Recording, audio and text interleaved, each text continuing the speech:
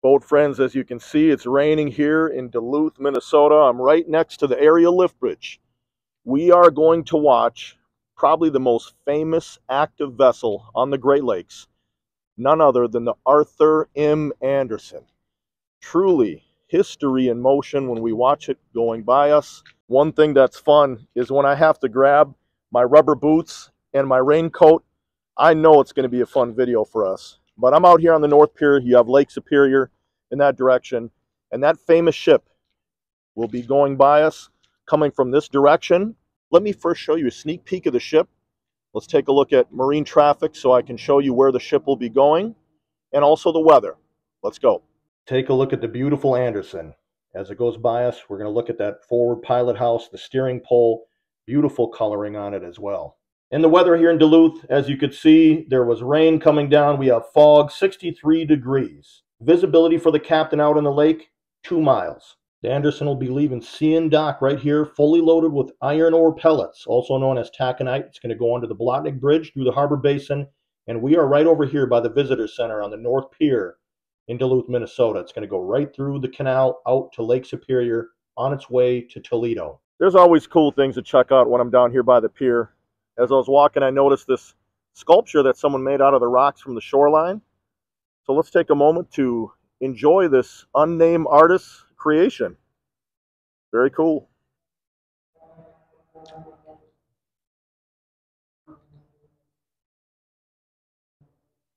I'm really glad that there's an overhang right here in front of the museum. It allows me to get out of the rain just for a couple minutes.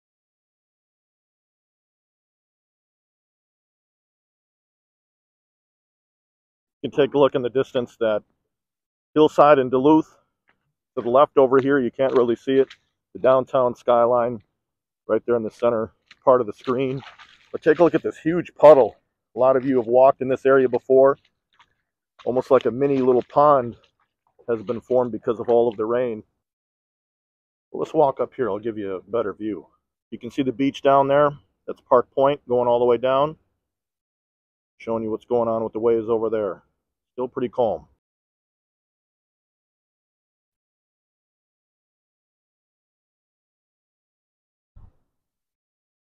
Here's a quick update. You can see the Anderson is getting much closer to the bridge.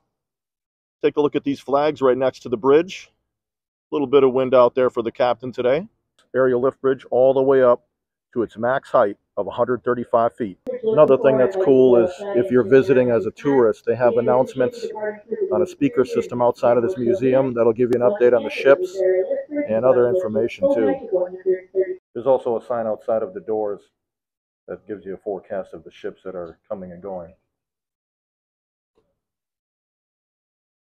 Now you can see the Anderson right there. Decent little crowd down here, even in the rain, to check out the ship. Let you do some ship watching and people watching at the same time. Now you can see that pilot house really well on the vessel as it makes the turn. Well, here's some information about this historic ship. This is the Arthur M. Anderson. As I mentioned, probably the most famous ship still active on the Great Lakes. Built in 1952, 767 feet in length. It's owned and operated by Great Lakes Fleet. They're based here in Duluth, Minnesota. Cargo capacity, 25,000 tons. In 1975, it was lengthened by 120 feet. 1982, converted to a self-unloader over at Fraser Shipyards, which is to the left there of the camera in Superior, Wisconsin. People might be interested in the name. Arthur Marvin Anderson was a director of U.S. Steel. He was a member of its finance committee and vice chairman of J.P. Morgan and Company at the time. Boat friends, this vessel is going to be forever linked to the Edmund Fitzgerald.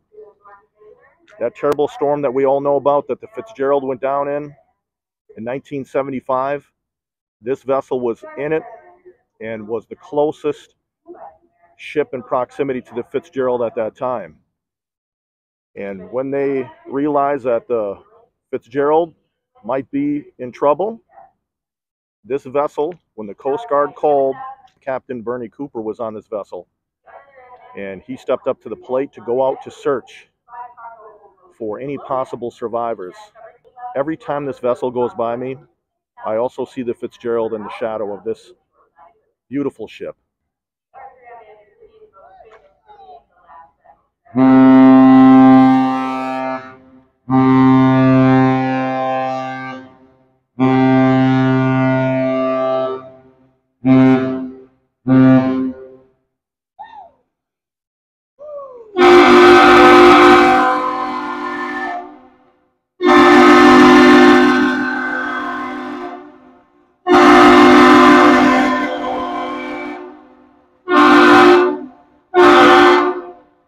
Well, there it is, boat friends, history in motion. We saw the captain of the Anderson come out and give a big wave to the crowd.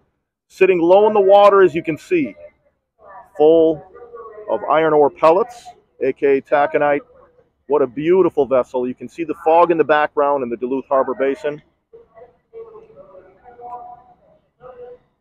Let's get a better look at the stern. Take a look at the stack.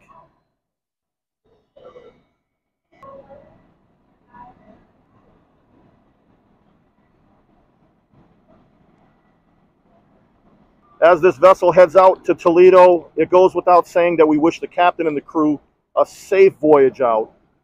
Give you a good shot of the prop wash, and now you can really see a good view of it from the stern side, back side of the pilot house. Notice the lights are on as well. What a beautiful, beautiful ship. So many of us have photos of this, whether it's on the desktop, on your computer, or as a print on your wall. Never gets old seeing that beautiful vessel on the Great Lakes. Aerial lift bridge on its way down from 135 feet. Well, boat friends, if you enjoyed this weather, if you enjoyed that beautiful ship, please hit the like button on the way out. It'll help people like us that love the ships find this channel. And also subscribe. That way, when I live stream these ships here in Duluth, you'll be able to get notified. As always, thank you so much. I truly appreciate you watching these videos. I'll be out here with the next vessel. If you're interested in additional videos, here's a few to choose from.